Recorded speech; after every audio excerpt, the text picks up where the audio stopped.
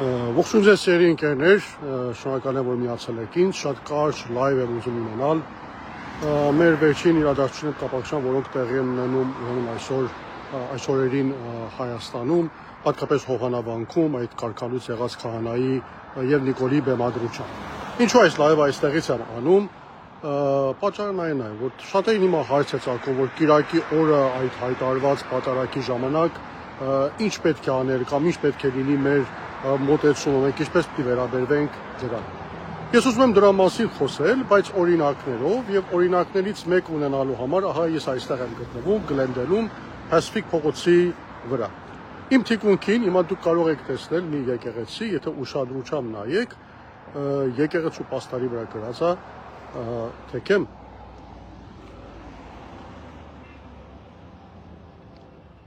հենց այս կողմից կազմով իր ամրա։ Գրած է Արմենիան Սուրբ Սարգիս եկեղեցի։ Այստեղ որքան գիտեմ Կիրակի օրերը արարողություն է մատուցվում, եկեղեցու կերպարանք ունի, հայերենով, անգլերենով գրություն կա, Սուրբ Սարգիս հայոց առաքելական եկեղեցի է գրված ասել։ Բայց եթե դուք նայեք Արևմտյան Ամերիկայի առաջնորդարանների ցուցակին, թե էժմիածնական, թե կիլիկյան թեմերի, նման եկեղեցու անուն չեք կարող գտնել։ Այս հասցեով նման եկեղեցի գրանցված չի այդ երկու առաջնորդարաններում։ Նաև չեք կարող գտնել քահանայի անունը, ով այստեղ արարողություն է իրականացնում։ Իրականության մեջ այդպիսի քահանա գոյություն չունի։ Որքան ես տեղյակ եմ, կարգալուց եղած մի քահանա չենթարկվելով տրված որոշմանը եկել այս եկեղեցին վարձակալել է, բացել է, հիմնադրել է եւ հայոց առաքելական Սուրբ եկեղեցու անվան տակ այստեղ պատարագ է մատուցում, կարգ կատարում եւ տարբեր արարողություններ։ Քրիստոնեական մեր օրենքների համաձայն կարգ եւ օրենք է խախտվել։ Հաստատ այդպես է, որտեղ այսպեսի եկեղեցի չի կարող գոյություն ունենալ, եթե օծված չլինի, հատկապես եթե քահանան չլինի իսկական քահանա եւ կարգալույց քահանա լինի։ Բայց արդյոք Միացյալ Նահանգների օրենքներով օրենք է խախտվել։ Կարծում եմ ոչ, որտեղ հենց այս Գլենդելում եթե քայլեք, ցանկացած փողոց մեջ բազմաթիվ նման եկեղեցիների դուք կարող եք ուրեմն հանդիպել, որոնք աշխատում են։ Դա օրենքով խախտված չի։ Մեր այստեղի հոգևոր իշխանությունը ինչ կարող էր անել, կարող էր երկու տարբերակ ուներ իր դիմաց։ Կամ գնալ դիմել օրենքով փորձել իր իրավունքները վերականգնել, ասել նման եկեղեցի գոյություն չունի, բայց դա բնական է, որովհետեւ տեղ չէր հասնելու, դա տպարտվելու էր, որտեղ Միացյալ Նահանգների օրենքները նման եկեղեցի լինելու իրավունք է տալիս։ Այդ դեպքում ինչ էր լինելու, այդ տվյալ անձը, որ այս եկեղեցին բացել էր, կունենար լեգիտիմ թուղթ իր ձեռքին դատարանի վճռով, որ այս եկեղեցին գոյություն ունի եւ իրականության մեջ կլեգիտիմացվեր մի հատ անօրինական քայլ։ Այստեղի մեր առաջնորդարանների մոտեցում եղավ ինչ, եկան որ հիշում եմ, հայտարարություն տարածեցին, որ եկեղեցին մերը չի, որ այդ քահանան կարգալույց եղած քահանա է, այդտեղ կատարված խորհուրդները ատարակը ոչ մի նշանակություն չունեն, ժողովուրդը ինքը գիտի, գնում է, չի գնում, արդեն իրեն է վերաբերում, բայց որևիցե նշանակություն չունի այստեղ կատարված արարողությունը։ Սա մեկ օրինակ, որ ձեզ բերեցի մոտեցման, որ նման երևույթներին ինչպես կարելի է մոտենալ, եթե իրավունքը քո թիկունքին կանգնած չէ եւ չես կարող իրավունքով օրենքի ուժով քո իրավունքները վերականգնել։ Հիմա եկեք մեկ այլ օրինակով բացատրեմ ձեզ մեր այսօրվա հայկական իրականությունը։ Պատկերացրեք, դուք ունեք ձեր տրամադրության տակ մի 10-15 զինվոր, սահմանափակ զինատեխնիկա եւ ձեզ հանձնարարել են պաշտպանել ինչ-որ դիրք։ Ու թշնամին, ասենք մի քանի 100 զինվորներով, աջակցությամբ արտաքին, նաեւ արդիական զինատեխնիկայով հարձակվում է ձեր դիրքի վրա եւ փորձում է ձեր դիրքը ձեզանից գրավել, վերցնել։ Դուք ունեք բնականաբար երկու ճանապարհ, կամ իմանալով հանդես, որ պարտվելու եք եւ դիրքը հանձնելու եք, կռվում եք, մինչեւ վերջի զինվորը զոհվում եք, պարտություն եք կրում, զինատեխնիկան է ձերը, դե ֆինանսական մարդկային կորուստ եք կրում, պարտության այդ դրոշը կնքվում է ձեր ճակատին, վերջում էլ դիրքը հանձնում եք եւ դուրս եք գալիս։ Թշնամին է դառնում է հաղթող այդտեղ, լեգիտիմացվում է իր հաղթանակը։ Բայց խոհեմ հրամանատարը ինչ է անում։ Խոհեմ հրամանատարը ընտրում է մեկ այլ ճանապարհ։ Տակտիկական նահանջ։ Չի մտնում մարտի մեջ, մեկ մարտի մեջ, որի արդյունքը գիտի պարտությունն է։ Իր զինվորներին վերցած ժամանակավորապես նահանջում է, դիրքը հանձնում է, այլ տեղ է դիրքավորվում եւ սպասում է հարմար ժամանակի, երբ կկարողանա հակագրոհ կատարել եւ վերականգնել իր իրավունքները, ազատագրել այդ դիրքը։ Այդ դեպքում ինչ է տեղի ունենում։ Ինքը չի պարտվում։ Այդ տակտիկական ընդհանրապես նահանջ է կատարում ժամանակավորապես։ Այն իրողությունը, որ այսօր մենք իր դիմաց կանգնած ենք, իրականության մեջ հենց այս իրողությունն է։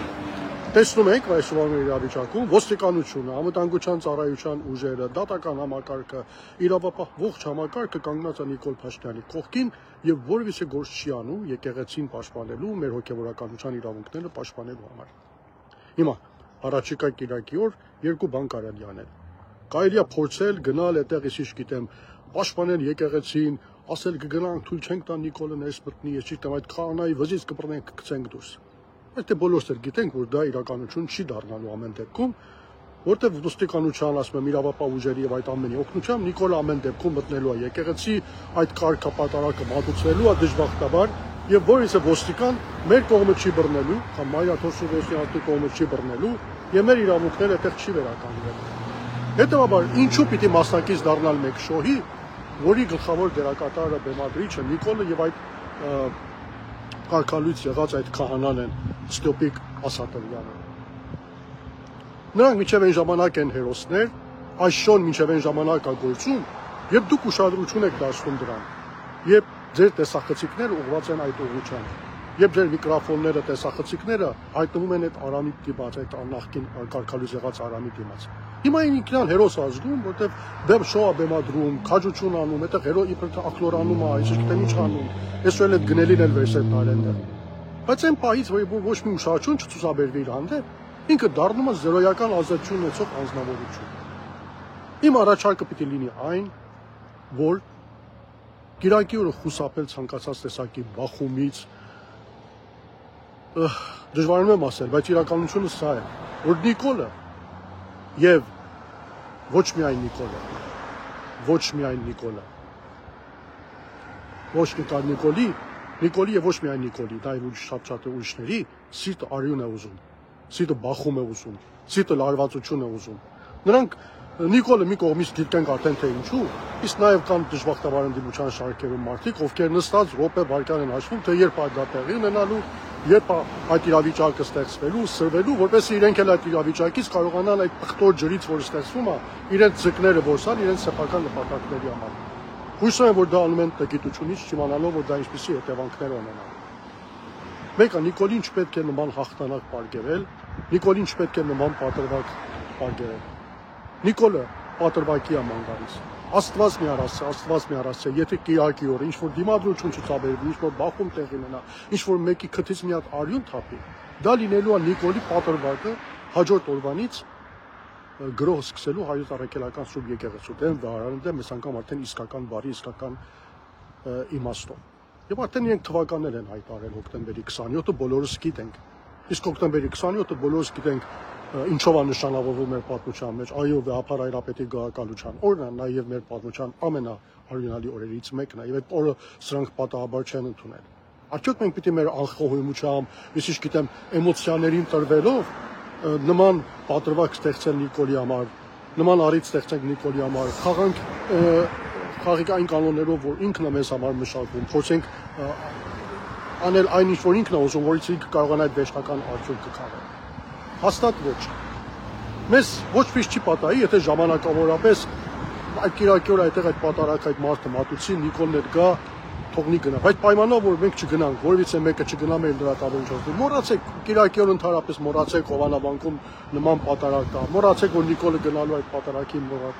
մասնակցի, մոռացեք որ կա կարգալույց եղած մի Ստյոպիկ Ասատրյան անունով քահանա, իրեն քահանա արշակած մարդ, որ այդտեղ պատարակ է մատուցում։